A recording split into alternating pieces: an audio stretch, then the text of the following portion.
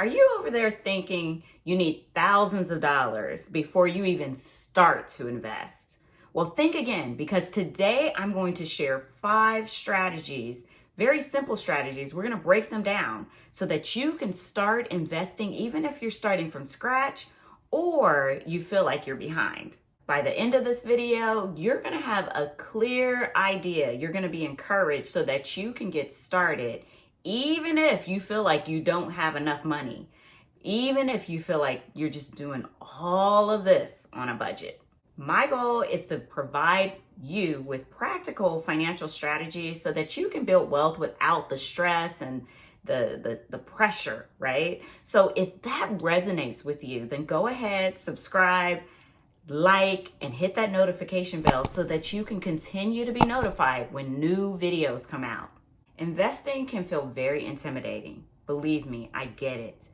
That is something we're not taught in schools. Even if you're very, very smart, it has nothing to do with that. It has nothing to do with the fact that, oh, I got an engineering degree, I'm a scientist, I've done the work, I know how to do all these different things. Put that to the side and allow yourself to just learn.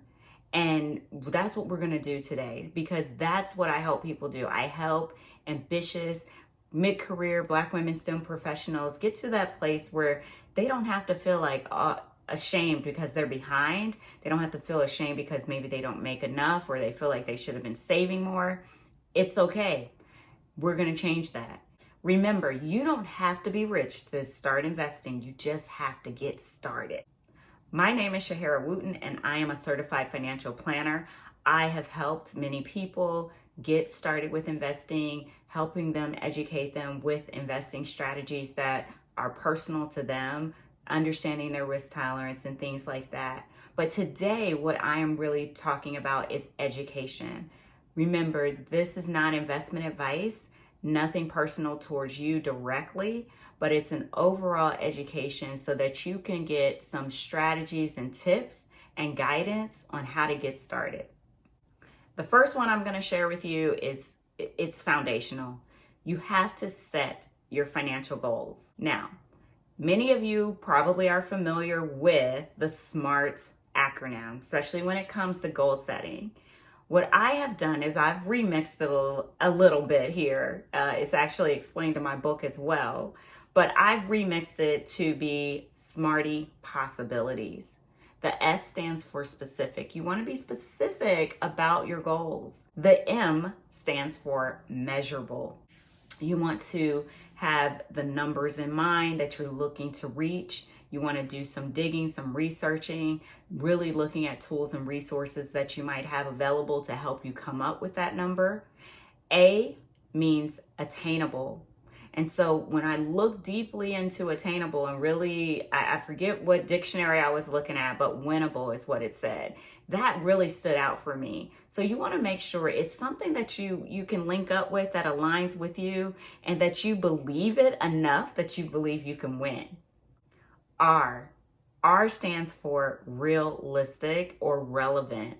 So make sure, and I believe that really ties in with attainable, because when you make something winnable, then most likely it's something realistic, right? So you definitely want to make sure that it is attainable and that it is realistic and relevant to your situation. T, time bound. You gotta put a date on it, guys. You have to, because if you don't, then it's just gonna be that lofty thing that you think you might wanna do afar off, but you never take the actions. And that is what holds a lot of us back. So you gotta put a date on it. And the last one is the part that I really remixed, is your why. You wanna put your why on that. I talk about that in previous videos. You might want to check it out. But your why is so important. You want to understand the deep desires and the depths of the importance of reaching these goals that you have and these possibilities. The last thing I'm going to tell you is possibilities is what I've replaced over goals. I want you to use possibilities to expand your horizons. I feel like goals sometimes can limit us, but if you start off understanding, well, what is possible?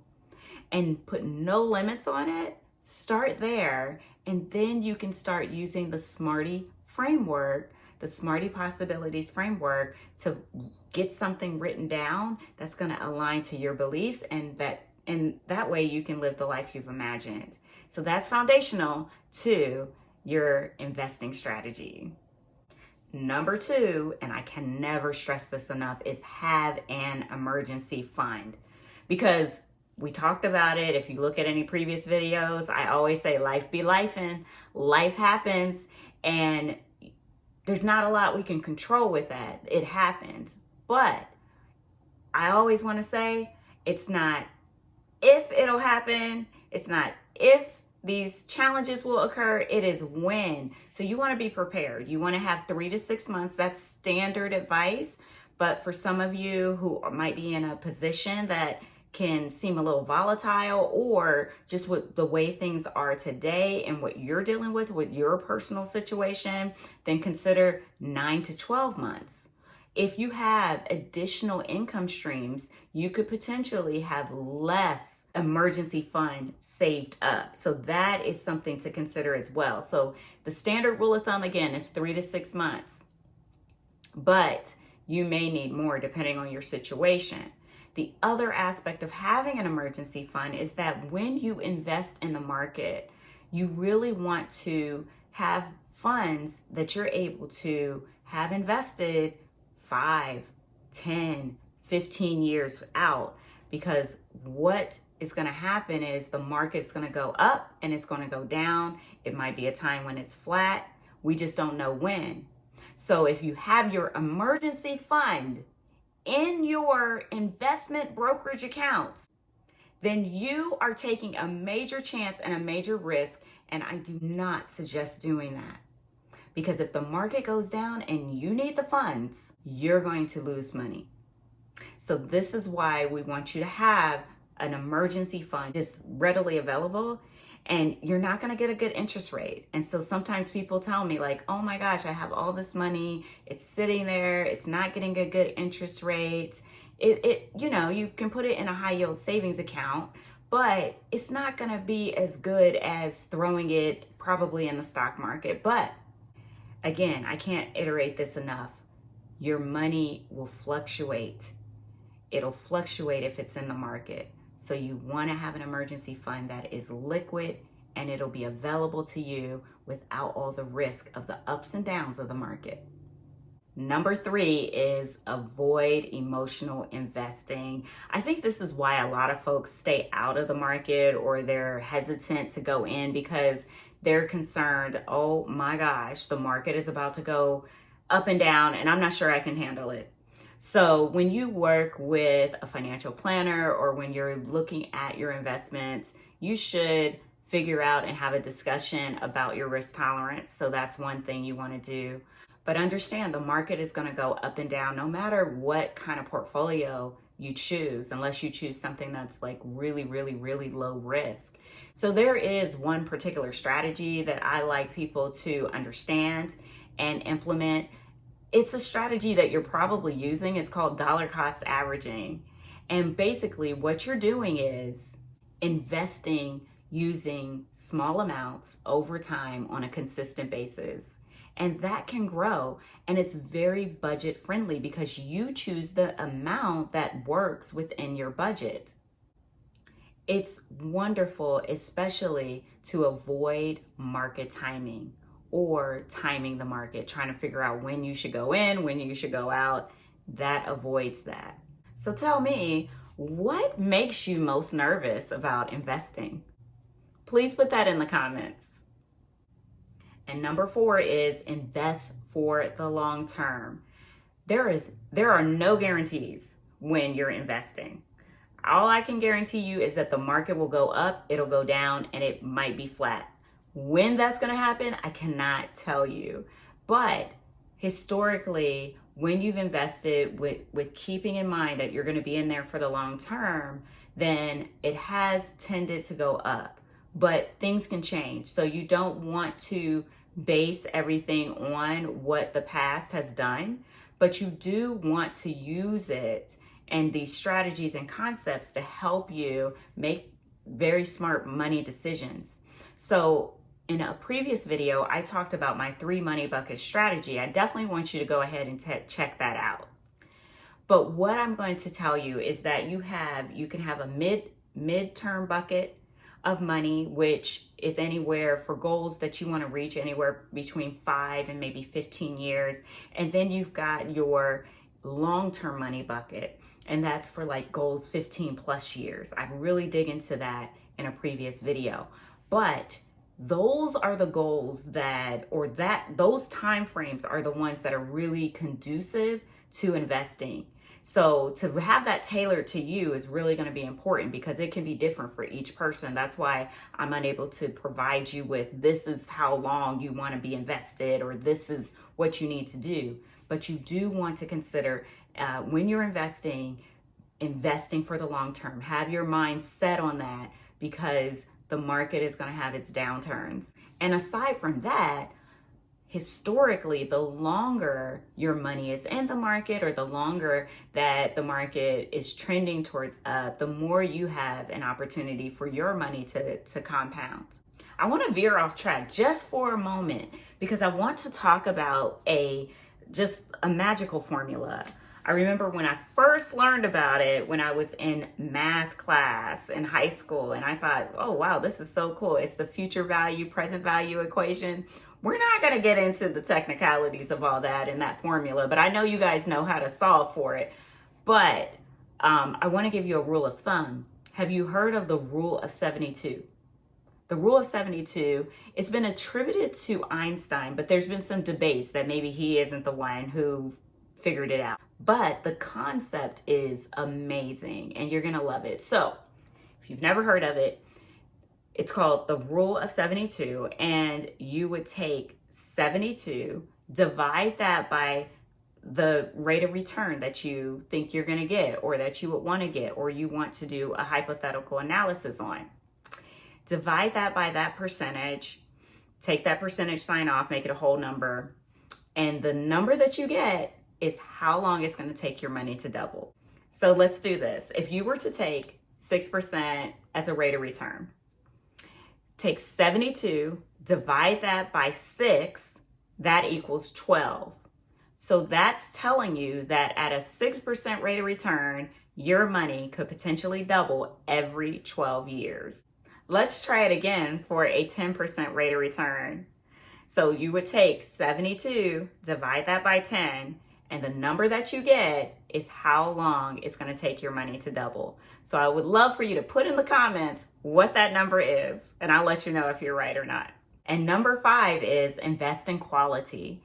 So I know you're probably asking, well, what is quality? How would I even know? So there's ways to look at quality, and this is not an exhaustive list. This is just very high level. Again, this is not investment advice. This is just education. But when you look at investments or investment vehicles such as stocks or mutual funds or exchange traded funds, you can look at things like how long the fund has been around, how long the stock has been around.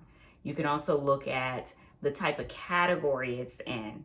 You can look at its performance over the years. But again, past performance is not an indicator of future performance. It could go totally opposite of that, right?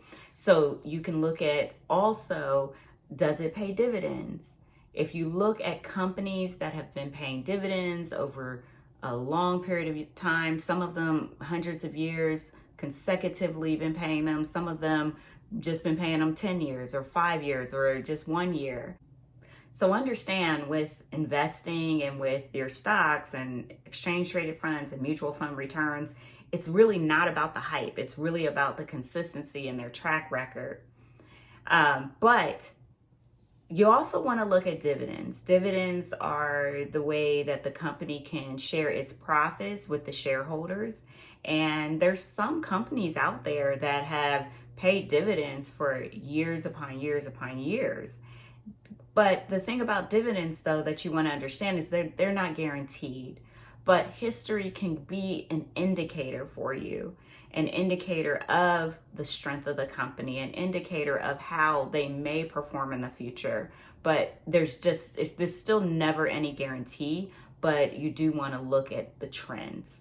So we talked about stocks. You could have individual stocks, you can have mutual funds, you could have exchange traded funds. This video, I'm not going to go into what all those are and the differences yet, but if that is something you're interested in hearing more about, let me know by commenting below. But back to what I was going to share about that. When you have a mutual fund or exchange traded fund, they're going to have some type of management, these professionals that this is what they do. They're constantly watching, they're making sure that they're buying and selling things and just really looking at a lot of different factors.